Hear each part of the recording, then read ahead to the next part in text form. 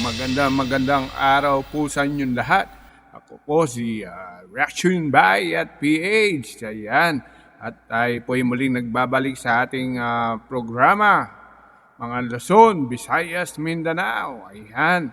Meron po tayong mga bagong tatalakayin o panunuorin. Reaksyonan. Ito po ang ating kaibigan na si Reaction TV PH So panoorin po natin sabay-sabay, walang kukurap.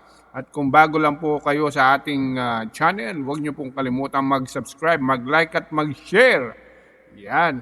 So panoorin po natin ang nangyari sa Kongreso na tinatalakay naman ng ating kaibigang kumpare si Reaction TV PH. Yan.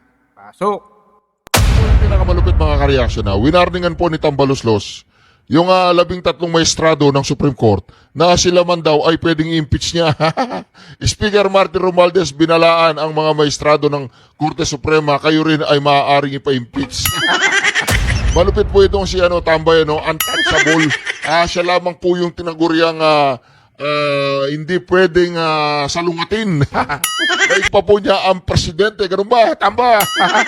Ito na. Ito na po si Tandang Prinsipe ng Kadiliman, Prinsipe Abante. Ako, babana na naman po itong si Abante, mga ka-reaction. Ito po, pakinggan po natin. Ako, hindi pa talaga tumitigil itong si Abante patungkol po dito sa tinatawag nilang reward system. Ito po, panibagong Tuwadcom 2.0 to. Madam Speaker, must be blind to power, but never blind to the truth.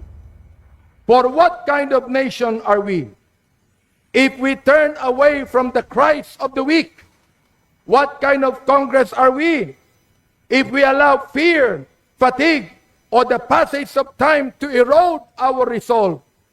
I appeal to all of you, my dear colleagues, Madam Speaker, regardless of party affiliation or seniority, to help continue the work we began, to help us finish what we started. Mga kasama, it is written in Ephesians 5:11, and I would like to quote this. Ang mahirap po mga ka-reaction, ginagamit pa po niya ang Biblia. Ginagamit niya ang Biblia na talagang... Okay, tuloy, ano ba yan? It says, and have no fellowship with the unfruitful works of darkness, but reprove them. To remain silent is to share in the sin. To walk away now would be to turn our backs on the very people we swore to serve and protect. Madam Speaker, this may very well be my final term in this chamber. Alam ko po na wala pa sa itsura. Hindi ka nga nanalo eh. Hindi ka nga nanalo, umupo ka dyan makapal ang mukha mo ikaw talaga. So yan po. Anong sabi ni Abante? O patras ba? Di ba patras? Ay wala pa daw sa itsura. Na siya ipa-retire na. Last term na lang niya daw ito. Ganun ba? Ewan ko lang. Pag sinungaling kasi, hindi mo na masyadong pinaniniwalaan. Di ba? Ganun yun, di ba? Pasok. Ang kapal ng mukha mo, boy. Hoy, anong pangalan nito? Prinsipe Abante, Prinsipe ng Kadiliman. Makapal ang mukha mo, hindi ka man nanalo pero nakaupo ka dyan. Na-disqualified yung kalaban mo. Sorry naman, Pero di na po ako bumabata. I do not know what the future holds, but I do know this.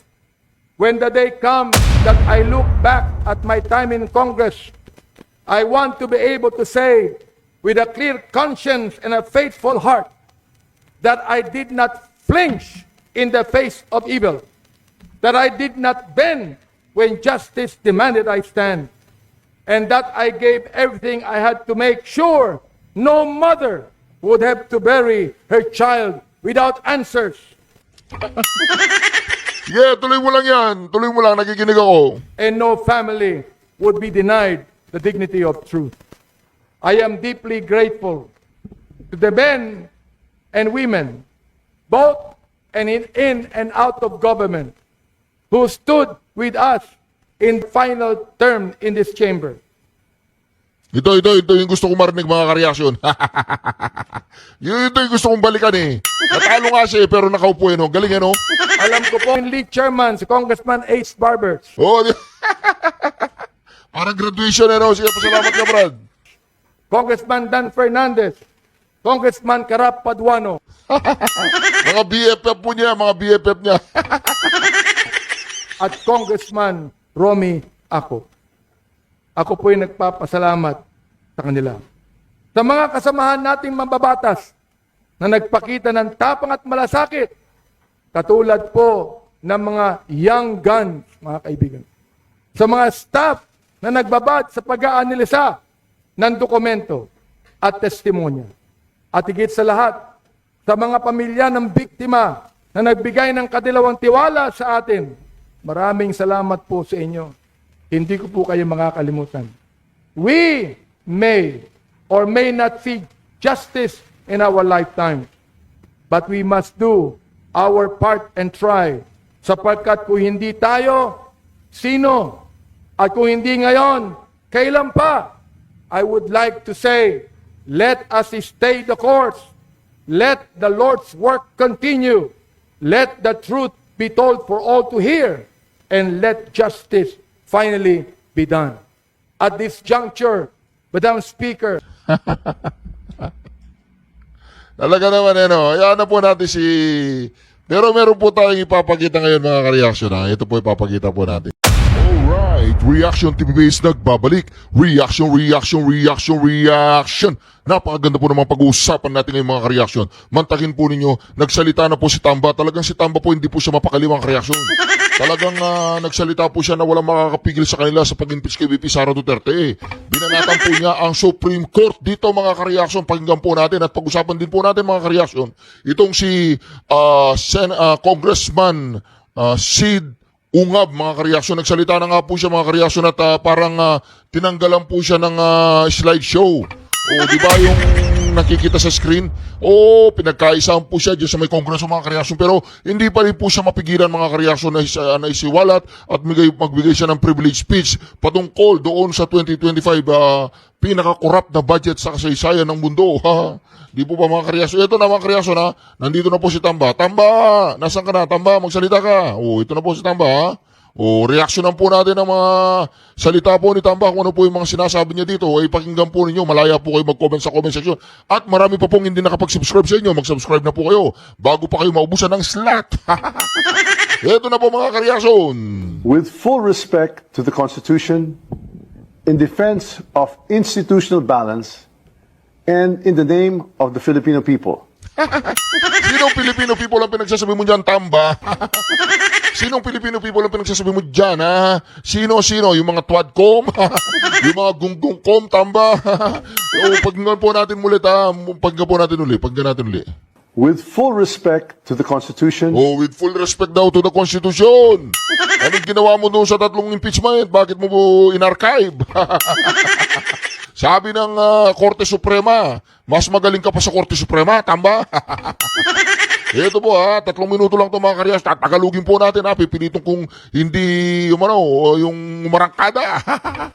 Ito na mga kareaksyon. with full respect to the Constitution, Oh, in defense of institutional balance, oh. and in the name of the Filipino people. The House of Representatives has filed a motion for reconsideration before the Supreme Court. Oh. This is not an act of defiance. Alam po ninyo, It is an act of duty. yung act of defiance, act of duty. Alam po niyo yung ginagawa ni Tamba dito, sinisindak po niya yung Supreme Court. Talaga nagpalabas pa siya ng video na ganito, no? Hindi lang siya natuwa doon sa nagpile sila ng reconsideration, nagpaliwanag pa siya sa mga taong bayan, di ba? Oy, President Tamba, presidente ka na sige. Oh, boto na natin siya, presidente. We do not challenge the authority of the court. We seek only to preserve the rightful role of the House, the voice of the people, in the process of accountability. Let us be clear. The Constitution says the House of Representatives shall have the exclusive power to initiate all cases of impeachment. That power is not shared, not subject to pre-approval, and not conditional. Ayun. Yet, in GR number 278353, the Supreme Court ruled otherwise, based on a misreading of facts Misreading. Yung Supreme Court nag-misread pa. O sige, tuloy mo tama. Tatagalugin po natin mga ka-reaction ha. Babanatan natin to. and a retroactive imposition of the new rules. On February 5, 2025, the House transmitted the fourth impeachment complaint, filed and signed by 250. So, teka lang, babalikan natin yung retroactive new rules. 8353, the Supreme Court ruled otherwise, based on a misreading of facts and a retroactive imposition of the new rules. Oo. Gumawa daw po ng new rules ang Supreme Court. Di ba nasa salikang batas yan? Nagiging batas lahat ng mga desisyon ng Supreme Court. Tama man yan o mali. May tama ka ba, tamba? On February 5, 2025, the House transmitted the fourth impeachment complaint, filed and signed by 215 members to the Senate. Only after this transmittal did we archive the earlier three complaints. The sequence matters. It proves there was only one valid initiation, not four. So po yun yung sinasabi ni Tamba, yung tatlo daw na archive. Pero yung merong isang fourth impeachment. So, apat pa rin ang impeachment, di ba? Oh, yan nakakatawa ito sa Tambang to eh. Tapos sumagot pa nga nag-comment si Wambol University na graduate si Tito Soto. Oh, sabi niya wala daw na archive. Kaya ngayon, ba't meron naka-archive? Oh. Ano ba? Ano ba paniniwala mo dito? Tito Soto, yan na siya mismong nagsabi, naka-archive yung tatlo. Oh. Di ba? So, ngayon, ituloy po natin, Even the court's own precedent, Francisco versus House, supports this. Only one impeachment can be initiated, and that initiation begins with a one-third endorsement or a referral. That is exactly what the House did. The court also said the Vice President... Teka lang. Huwag mong ilituin ang taong bayan, Tamba. Paano yung sinasabi nilang immediately refer to the Justice Committee and to the Speaker? Paano yun? Di ba nag-file si De Lima ng impeachment? Saan yun nilagay yun? Inupuan ninyo. Pangalawang impeachment, inupuan ninyo. Pangatlong impeachment, inupuan ninyo. Paano yung immediately? Saan mo dinala yung immediately to refer to the Justice Committee or to the Speaker? Katabi mo lang yung Secretary General, di ba? Katabi mo lang ng opisina. O ngayon, anong dinala doon sa Maynadoro. Yung tatlong naupuan. anong nangyari? Bakit hindi nyo ni-refer yung tatlo? Inupuan ninyo. Yung immediately, alam niyo yung forthwith yung immediately dapat, Yan ang sinasabi natin dyan, Nililito nyo ang taong bayan. Huwag nyo lituin ang taong bayan sa mga ganyang patutsada ninyo, Tamba. O, di ba? Huwag nyo lituin. was denied due process because she was not furnished a copy or given a chance to respond. But nowhere in the Constitution is that required before transmittal. In fact, in all past impeachments, the trial and the right to be heard take place in the Senate. Oh, anong ibig niyo sabihin, Tamba? Anong ibig niyo sabihin? ang sinasabi ng Supreme Court dito na hindi niyo binigyan ng due process si Sara Duterte dahil sa simula pa lang, mali na yan. Kasama sa due process yung pagpasa ng unang impeachment at inupuan ninyo. Hindi due process ang tawag doon. Inupuan nga ninyo Ang sinasabi nyo kasi due process yung papadala ng Parnis copy si Sara Duterte. Hindi yun ang ibig sabihin ng Supreme Court.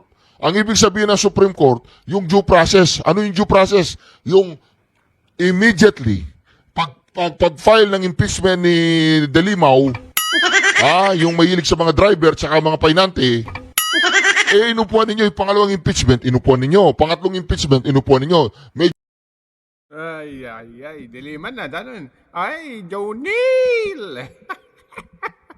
Jonil! Dilima! due process ba yun? Ano yun ang tinatawag doon tawag doon yung abuse. In-abuse ninyo yung impeachment. Apat? Yung pang-apat? Tapos yung one-third, gano'n?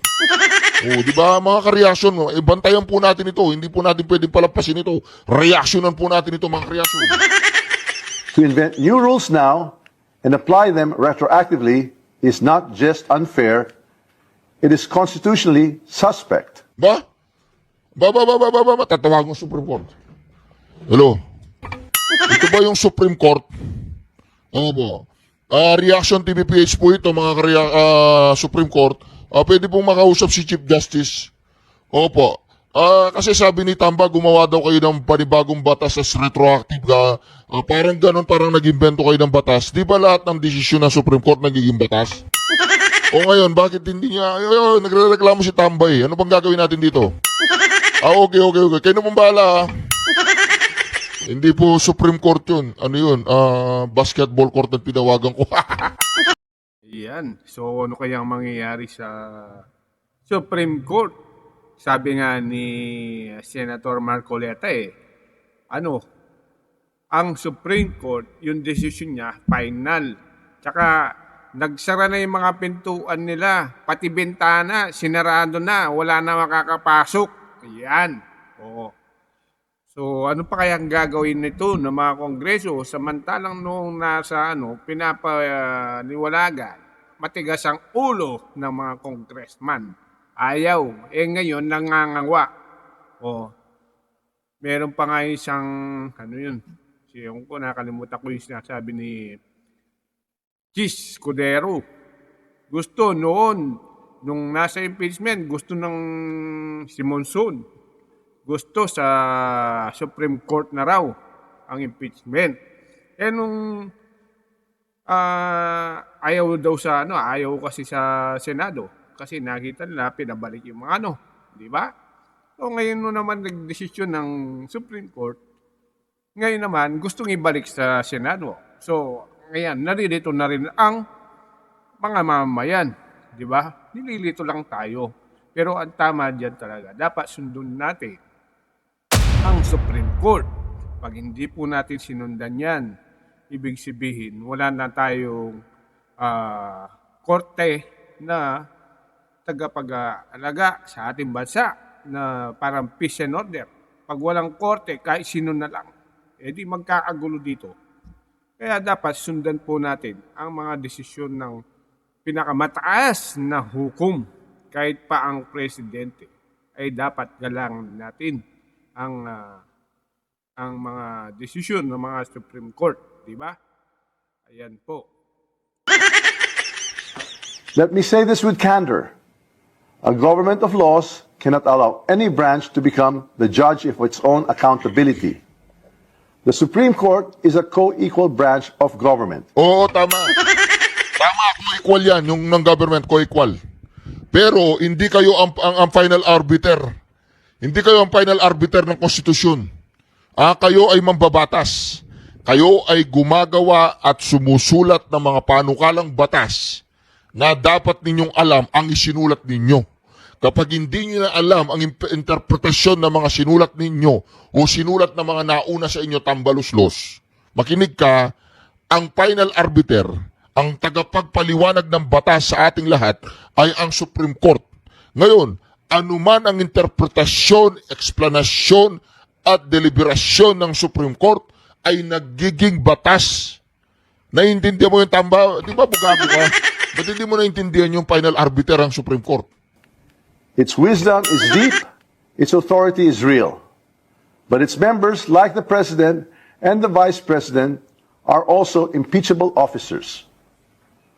When the court lays down rules for how it or others like it may be impeached, it puts itself in the dangerous position of writing conditions that may shield itself from future accountability. That is not how checks and balances work.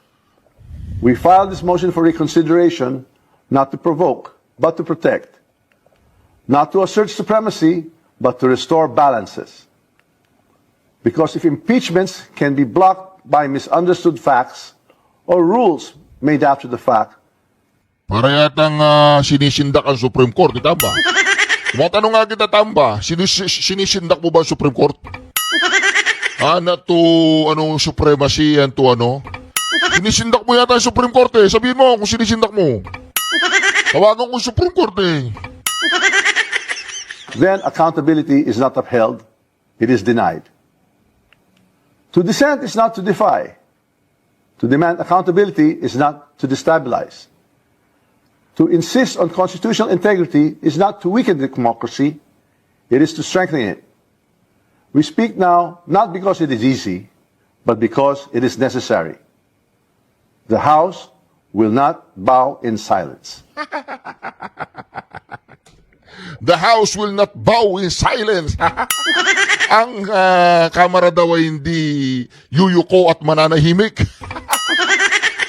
Alam mo, tamba, lalo mo lang ginagalit ang Supreme Court. Baka naman takot ang Supreme Court dito kay Tamba. Tawagan ko nga. Hello, ito ba si Chief Justice? Oh, si Reaction to BPH. Kumusta na po kayo? Alright, matanong mo lang, matanong ko nga po kayo mga reaction. Matanong nga po kayo Supreme Court Justice, Chief Justice. Takot ba kayo kay Tamba o hindi? Tanong lang. Hello, binaban ako. Oh, ano yun? Korto papel. Joke lang po yun. Wala po akong tinawagan doon. O dito, Tamba, kalmante ka lang, kalmante. Mayaman ka na. Ano pa problema mo? Boto po natin para president si Tamba Los. Huwag po natin kalimutan sa May ng 2028. Tamba for president. Ito na po, dako na po tayo kay Congressman Ungab. Ito na po, Sid Ungab. Speaker, the BICAM adjustment of 12.75 billion will correspondingly increase the total expenditure program from 6.352 to 6.365 billion.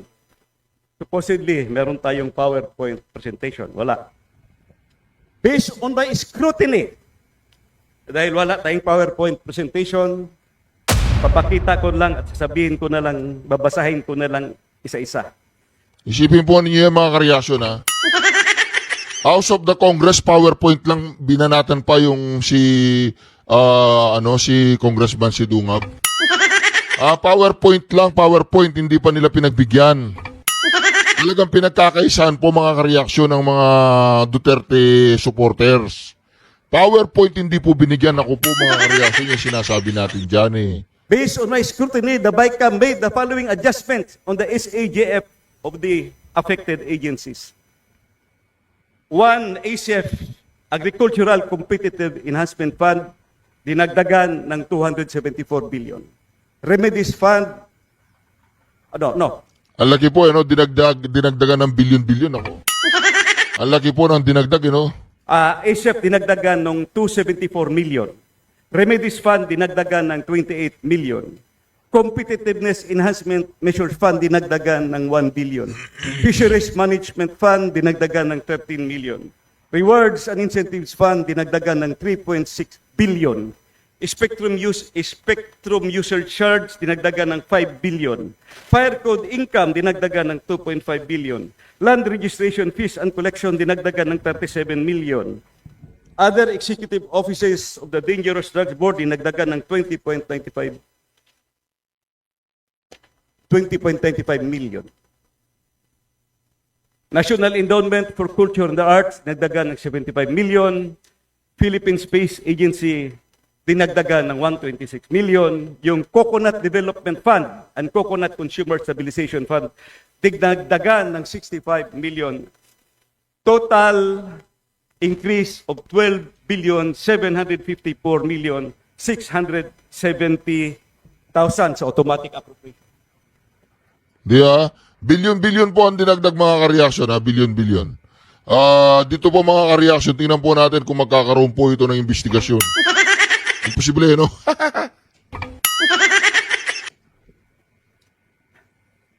What are the legal and constitutional violations demanding immediate resolution? Madam Speaker, the following critical constitutional questions must be urgently addressed as they strike at the very heart of our democratic budgetary process and threaten the integrity of future national appropriations. First, constitutional infirmity. Has the Bicameral Conference Committee, by unilaterally increasing SAGF by 12.7 billion, rendered the entire 2025 expenditure program constitutionally defective?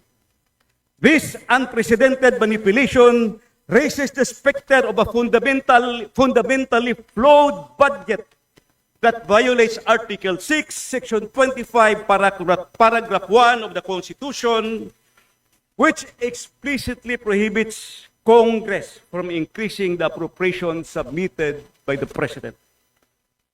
Second, fundamental breach. The core constitutional question that demands immediate clarity.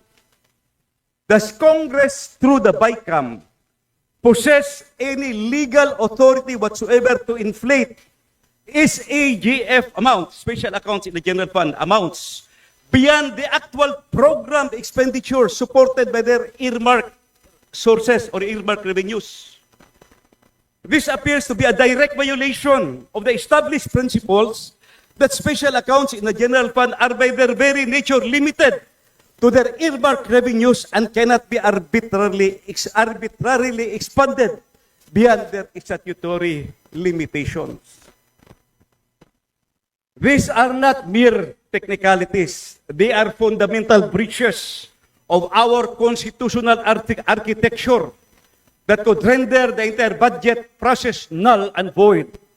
The gravity of these violations cannot be overstated, as they threaten to establish a dangerous precedent where future Congresses might feel emboldened to disregard constitutional constraint with impunity. Mr. Speaker, as I mentioned earlier, Madam Speaker pala, as I mentioned earlier, the other category of the earmark revenues is the use of income in the general fund, which by virtue of statutes or enabling laws authorizes agencies to use part of their income, the general fund, for a specific program or project which generally included in the program portion of the GAA. I want to bring to your attention that the BICAM amended the line item appropriation of the DPWH of the Special Road Fund, adjusting the net figure of 16.756 billion to 34.74 billion, or an increase of 17.992 billion. However, the amount in the special provisions is maintained at 16.75 billion. Hindi balanse. Pero in-increase yung line item appropriation in the DPWH on the Special Road Fund. The Special Road Fund is constituted from amounts collected by virtue of Republic Act 8794 as amended by Republic Act 11239, abolishing the Road Board and providing for the disposition of the motor vehicles user charge, which shall be automatically credited to a special account in the general fund of the National Treasury, constituted as a special road fund, and shall be earmarked for the construction, upgrading, repair, and rehabilitation of roads and bridges, road drainage to be included in the Annual General Appropriations Act. It is explicit that Republic Act 11239, it is explicit that all monies collected under this act shall be remitted to the National Treasury under a special account in the general fund credited to the amount to the special road fund. For 2025, the proposed revenue from the motor vehicles user charge tax collections, only the amount of 16.75 billion is programmed for expenditure in the 2025 National Expenditure Program. The BICAM added 17.992 billion to the 16 billion. Yung ano po mga kareaksyon na mamaya re-reaksyonan po natin yan, tatagalugin po natin ang sa abot ng ating makakaya. Lahat po na sinabi po ni Congressman Sid Ungaba, pakinggan lang po natin ngayon at damdamin natin ang kanyang sinasabi dahil mga kareaksyon. Talagang si Attorney Congressman Sid Ungab po, siya po ang main author ng sin tax law na kung saan talagang nagkamal ng malaking tax ang gobyerno ng Pilipinas sa pamamagitan po ng sin tax law. Ito po mga kareaksyon, tuloy natin. Which was originally proposed in the NEP. But here's the problem. The 17.992 billion was not sourced from the available balance of the Special Road Fund, but from pooled sources of funds or cuts on realignments from other agencies. Pwede ba yun? Mr. Speaker, Madam Speaker, although the increase of 7.992 billion to the line item appropriation of the DPWH Special Road Fund will not increase the total expenditure program of the government, is it proper or legal to increase the Special Road Fund from funds coming from other sources in the GAA and not from earmarked revenues coming from the motor vehicles user charge?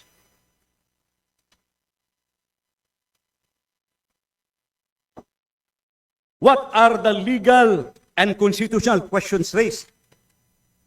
The increase of 17.992 billion on the line item appropriations of the DPWH Special Road Fund was that sourced from the specific earmarked revenues stipulated by law or Republic Act 11239, which must come from the MBUC, but allegedly sourced from pooled or reallocated sources from other agencies. The main legal and procedural concern is whether Congress, through the BICAM, can increase the amounts in the Special Road Fund beyond what is supported of program for expenditure from the earmarked revenues, and whether such increase sourced from other fund sources violate the enabling laws and constitutional budget process. The main issue here is, can the Special Road Fund be augmented from other sources of appropriations in the GAA? It is explicit in the law that the source of funds for the Special Road Fund shall come from the MBUC tax collection, which shall be remitted to the Bureau of Treasury under a special account in the general fund appropriated in the GAA. Is it right to assume that if the increases are not supported by actual collections from the designated revenue sources, or if they are, or if they alter the nature of the appropriations set by law, these adjustments may be legally questionable and vulnerable to constitutional challenge. Mr. Speaker, I was expecting that these congressional insertions in the SAGF will somehow be subjected to presidential veto because it bloated the expenditure program submitted by the President. Yes, I am aware that preconditions were included in the implementation of the special provision by subjecting it to judicious programming based on the actual collections and utilization of funds.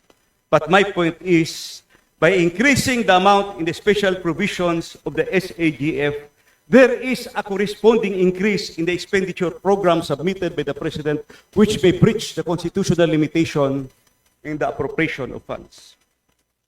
Of the numerous provisions on SAGF amended by Congress, only the special provisions of the Bureau of Customs on rewards and incentives was conditionally vetoed. On the other hand, the Special Road Fund, which has substantially increased from 16.756 billion to 34.748 billion, was merely noted by the President under the general observations portion of the veto message. If you can remember, the direct BITO was only 26 billion for the DPWH and 168 billion in unprogrammed funds. So, ayan po, narinig po natin si Congressman Ungab tungkol sa mga budget 2025 na mga insertion. So, kayo na po ang bahalang mag-react. So, yun, i-comment nyo na lang po sa ating channel. So, huwag nyo pong kalimutang mag-subscribe, mag-like, no? So, tatapusin po na natin muna ang ating programa. So, at muli po nating sa ating muling pagbabalik, no? Panoorin niyo po ang mga ating ibang mga videos. Salamat po.